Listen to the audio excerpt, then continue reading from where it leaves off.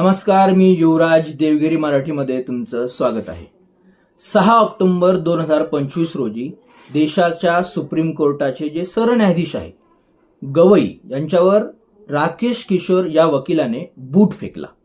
आता त्या निषेधार्थ सगळ्या भारत देशामध्ये वेगवेगळे निषेध आंदोलन होत आहे आणि असंच एक निषेध आंदोलन 13 ऑक्टोबर 2025 रोजी छत्रपती संभाजीनगर जिल्ह्यातील जिल्हा न्यायालयात पार पडलं।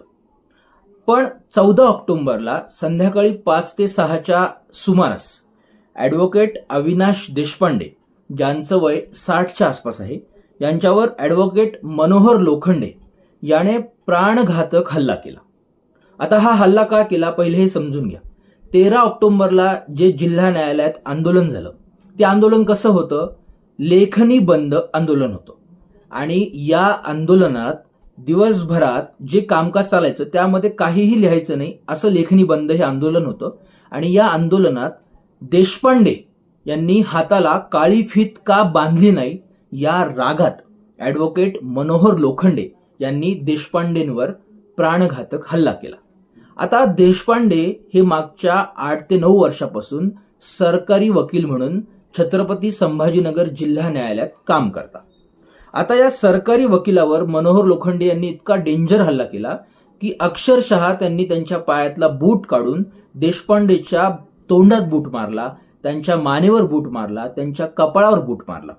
त्यानंतर त्यांचा कोट ओढून या झटापटीत त्यांच्या कोटचे बटन तुटले। यानंतर मनोहर लोखंडे यांनी देशपांडेंचा गळा दाबून त्यांना जिवंत मारण्याचा प्रयत्न केला।